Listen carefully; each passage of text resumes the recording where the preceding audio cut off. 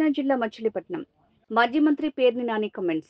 Kane Star నౌకను తనిఖీ చేయడానికి గల కారణం వేల్పూరి శ్రీనివాసరావు ఆంధ్ర రాష్ట్ర ఆర్థిక శాఖ మంత్రి వియ్యంకుడు కావటమే. వేల్పూరి శ్రీనివాస్ అక్రమంగా తరలిస్తున్న 42,000 టన్నుల బియ్యం ఉప ముఖ్యమంత్రి దృష్టికి రాలేదా?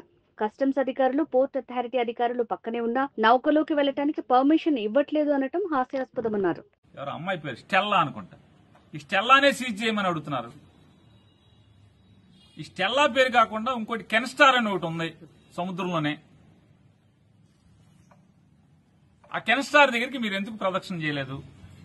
దాని దగ్గరికి వెళ్లి ఆ కెన్ స్టార్ ని సీజ్ ద షిప్ అని ఎందుకు అనలేదు? I will talk to the central government అని అక్కడికి వెళ్ళి ఎందుకు అనలేదు? అన్నారు. ఎందుకు అనరంటే ఈ స్టెల్లాలో అసలు ద్వారంపూడి చంద్రశేఖర్ రెడ్డి కానీ వాళ్ళ తమ్ముడు కానీ ఎవడ బియ్యం లేవు. మీరు ఎవడో మీకు చెప్పాడని పరిగెత్తికెళ్లారు. సరే మీ ఇష్టం, దాన్ని ఎంక్వైరీ చేయండి. మీరు సీజ్ చేస్తారో మీ చేతనం చేయండి. ఏబిఎన్ రాధాకృష్ణ గారేమో సీజ్ చేసే అధికారం ఎవరికి లేదు. బియ్యం అనేది స్మగుల్ గూడ్స్ కాదు. స్మగుల్ గూడ్స్ ఉంటే మాత్రమే షిప్ లో కస్టమ్స్ వాళ్ళు సీజ్ చేసే అధికారం తప్పితే ఇంకెవరికి లేదు. అది బియ్యం స్మగుల్ గూడ్స్ కాదని ఆంధ్రజ్యోతి రాధాకృష్ణ గారు కొడుతున్నాడు టీవీలో. మరి ఏంటి ఈ డ్రామా ఏంటి? ఈ సినిమా ఏంటి? ఎవరిది డ్రామా? రాధాకృష్ణ గారిది డ్రామానా? పవన్ కళ్యాణ్ గారిది డ్రామానా? చంద్రబాబు నాయుడుది డ్రామానా? ఎవరిది డ్రామా ఇది? ఆ కెన్ స్టార్ జోలికి ఎందుకు వెళ్లరు? ఇవాళ ఇది ఇంకా ఈ స్టెల్లా అనేది నేను ఎవరినో నాకు కాకినాడకు సంబంధించినటువంటి మీ 2 పేపర్లు 10 ఛానల్స్ ఉన్నాయి కదా, దాంట్లో 2-3 ఛానల్స్ విలేకరులతో మాట్లాడాను. ఈ 2 పేపర్లో ఒక పేపర్ ఆయనతో మాట్లాడాను. ఏంటి బాబు ఏం జరుగుతుంది షూటింగ్ అసలు ఏంటి ఇదంతా అని చెప్పాను. సాక్షితో మాట్లాడలా, సాక్షి విలేకరుతో మాట్లాడలా. మీ 2 పేపర్లు 10 ఛానల్స్ లో ఓ 3 మాట్లాడాను. మాట్లాడితే వాళ్ళు చెప్పేది ఏంటంటే, సార్ ఇదంతా పెద్ద డ్రామా. ఇది ఈ స్టెల్లాలో పవన్ కళ్యాణ్ గారు సీజ్ ద షిప్ అన్నాడు కదా స్టెల్లాలో. ఆ స్టెల్లాలో దగ్గర 36 మంది ఎక్స్పోర్టర్స్ కలిసి 35,000 టన్నులు ఎక్స్పోర్ట్ చేయడానికి దాన్ని తెచ్చుకున్నారు. 36 మంది ఎక్స్పోర్టర్స్ 35,000 టన్నుల్ని ఎక్స్పోర్ట్ చేయడానికి తెచ్చుకున్నారు. మనిషికి 1000 టన్నులు రమారమ్మి 1000, 1500, 500 టన్నులు ఒక్కొక్కడికి ఒక మాక్సిమం 400-500 టన్నుల నుంచి ఉన్నారు ఒక్కొక్కళ్ళు. ఇప్పటికి ఒక 3,000 టన్నులు లోడ్ అయింది. ఇంకా 32,000 టన్నులు లోడ్ చేయాలి. కానీ కెన్ స్టార్ అని ఉంది.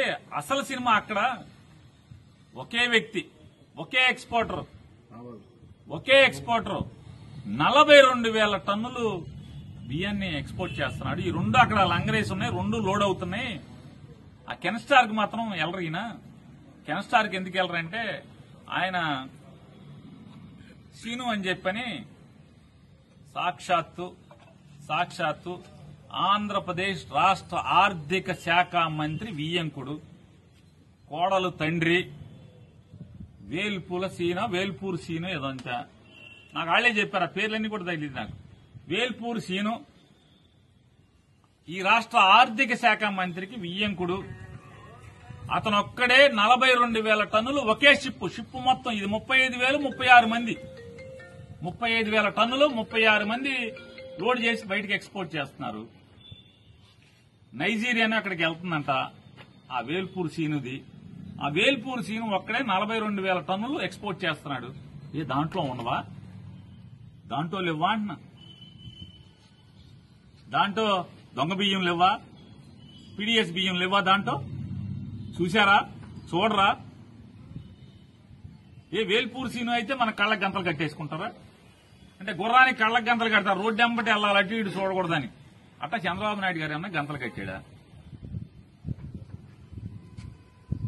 అసలు మిమ్మల్ని షిప్లోకి పర్మిషన్ ఇవ్వకుండా ఆపిన వాళ్ళు ఎవరు? పర్మిషన్ ఇవ్వకుండా ఉన్నది 2, అంటే పర్మిషన్ ఇచ్చేది 2. ఆ 2 మీతో బోట్లో ఉన్నారు. మరి ఎందుకని పర్మిషన్ ఇవ్వలేదు? వాళ్ళ మీద చర్య అంతా మరి ప్రభుత్వం ఎంక్వైరీ చేయాలి కదా. ఈ రాష్ట్రానికి ఉప ముఖ్యమంత్రి తర్వాత ముఖ్యమంత్రి రానుని పర్మిషన్ ఇవ్వకుండా జిల్లా కలెక్టర్నేమో పర్మిషన్ ఇచ్చి పంపిస్తారా? ఈయన్నేమో పర్మిషన్ ఇవ్వకుండా ఆపేస్తారా? అంటే కరేపాకులాగా వాడుకుని ఎలక్షన్లు వాడుకుని వదిలేస్తారా? ఏంటిదంతా ఈ తంతు? మీరు కెన్ స్టార్ దగ్గరికి ఎందుకు వెళ్ళరు? నేను పవన్ కళ్యాణ్ గారు వారిని రిక్వెస్ట్ చేస్తున్నాను. మీరు నిజాయితీగా దమ్ముగా ప్రాణాలకు తెగించి సముద్రంలోకి వెళ్లారు కదా, కెన్స్టార్ మీద కూడా వెళ్ళండి, లోపలికి వెళ్ళాలి. రెండు షిప్లు బియ్యం ఉన్నాయని చెప్తున్నారు. మీ వాళ్ళు ఎవరన్నా చూసారు సార్? ఆధారాలు ఉన్నాయి. నేను అంటున్నాను వెళ్ళి చూడరా అని అడుగుతున్నాను. చూడరా అని అడుగుతున్నాను. మొత్తం ఎవరైతే 36 మంది స్టెల్లాలో ఎక్స్పోర్ట్ కోసం షిప్ను తెచ్చుకున్నారో స్టెల్లాని 36 మంది ఎక్స్పోర్టర్లు, ఆ 36 మంది మాట్లాడుతున్నారు కాకినాడలో. ఏమండి మేము చిన్న వాళ్ళమండి, మా దగ్గరికి వచ్చి 35,000కి 3,000 ఎక్కిచ్చింది అక్కడ, మాది అదని ఇదని మా దాని గురించి మాట్లాడుతున్నారు. అసలు 42,000 షిప్ మొత్తం ఒకటే తీసుకెళ్తున్నాడు వాళ్ళ ఇయ్యంకుడు, ఆర్థిక శాఖ మంత్రి ఇయ్యంకుడు. ఆ షిప్ లోకి వెళ్లి చూడరా, ఈ షిప్ మీద నిందేశారని వాళ్ళు ఎవరు నిందేశారని వాళ్ళు చెప్తే అదే అన్నా, కళ్ళు కనపడవన్నా, తెరలు ఉంటాయి.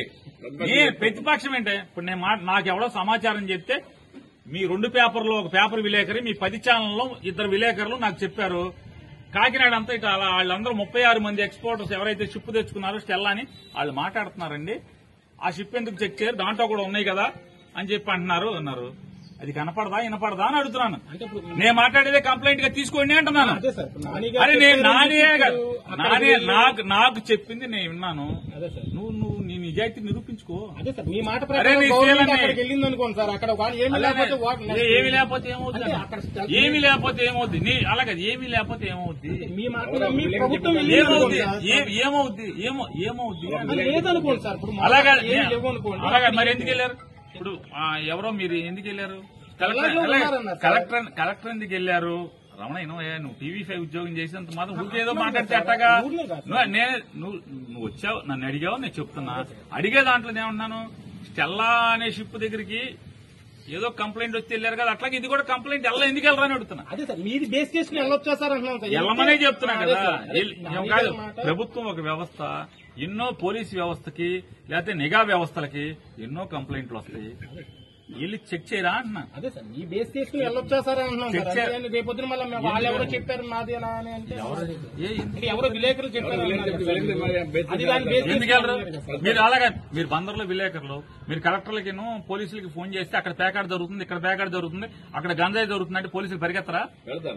కాదు, నువ్వు అక్కడ గంజాయి పట్టుకు తీసుకురా అని అంటున్నారా? మరి మీరు అడిగేది అదే కదా. అలాగే నేనదే చెప్తున్నా. మీకు మీ విలేకరులే కాకినాడ నుంచి నేను మాట్లాడితే నాతో చెప్పారు సార్ ఇలా జరుగుతుంది. అనకపోతే అలా కాదండి, నిఘా వ్యవస్థలు ఏం చేస్తాయి? ఆయిల్ ఖర్చులు ఇవ్వాలా? నేను బోటుకి ఆయిల్ ఖర్చులు ఇవ్వాలా? ఏంటి నాకు అర్థం కాలేదు మీ భాష. మీ ఛానల్ ఇప్పుడు తప్పేం లేదు, మీరు విశ్వాసంగా ఉండండి ఛానల్కి. కానీ నేనన్నా ఆ షిప్ మీ శీలాన్ని పరీక్ష చేసుకోవాలి కదా అన్నా. మేము నిజాయితీగా ఉన్నాం, నిష్పక్షపాతంగా ఉన్నాం, ఎవరికైనా చట్టం ఒకటే మా ప్రభుత్వంలో అని చెప్పి మీరు చూపించాలి కదా అని అంటున్నాను. మీరు వెళ్ళాలి కదా, ఎందుకు వెళ్ళరు అని అడుగుతున్నాను. ఈ మాట నాకు ఆ కాకినాడ వాళ్ళు చెప్పారు, కాకినాడ నుంచి మీడియా మిత్రులు చెప్పారు, వేరే వాళ్ళు చెప్పారు. నేను మిమ్మల్ని అడుగుతున్నాను, వెళ్ళండి, మీ శీలాన్ని నిజాయితీగా నిరూపించుకోండి. కెన్స్టార్ దగ్గరికి ఎందుకు వెళ్ళరు? కెన్స్టార్ ఒకడే కదా మొత్తం. దాంట్లో ఏమీ లేవని ఎవడన్నా సర్టిఫికేట్ ఇచ్చాడా? ఇప్పుడు ఒక చోట 2 లారీలు పార్క్ చేసి రెండిట్లో లోడింగ్ జరుగుతుందండి ఎక్స్పోర్ట్ కి.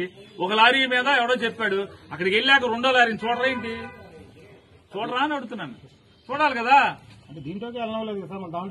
అదే తప్పు అంటున్నా. అదే తప్పు మాట్లాడుతున్నారు మీరు. ఈ డ్రామా మాట్లాడొద్దంటున్నా. నా ప్రశ్న, మీరు పోర్ట్ అధికారి, కస్టమ్స్ అధికారి ఇద్దరు మీ షిప్ లో ఉన్నారు. పర్మిషన్ ఇవ్వనోడు ఎవడో అన్నా ఇవ్వలేదు. మరి ప్రభుత్వం ఏం చేస్తుంది? ఇవ్వడం వాళ్ళని, పర్మిషన్ ఇవ్వడం వాళ్ళని. ఈ రాష్ట్ర ఉప ముఖ్యమంత్రికి షిప్ లోకి వెళ్తాక పర్మిషన్ ఇచ్చేది ఇద్దరు. షిప్ కూడా కాదు పర్మిషన్ ఇచ్చేది. సెంట్రల్ గవర్నమెంట్ కూడా ఏదో పిచ్చి మాటలు మాట్లాడబాక. మీ ఓనర్ గారు బాగా మెచ్చుకుంటాడులే, ఆయన టీటీడీ ఆడవాళ్ళు ఉన్నాళ్లే. సెంట్రల్ గవర్నమెంట్ దేవుడి భజనలో ఉన్నాడు కానీ ఆయన అదే దేవుడి భజనలో ఆయన ఉన్నాడు సీరియస్ గా. నిన్ను చూడలే కానీ ఇప్పుడు ఎన్ని అడిగామని ఎన్ని చూడలే. నేనేంటంటే నువ్వు మాట్లాడేది అర్థవంతంగా ఉందా?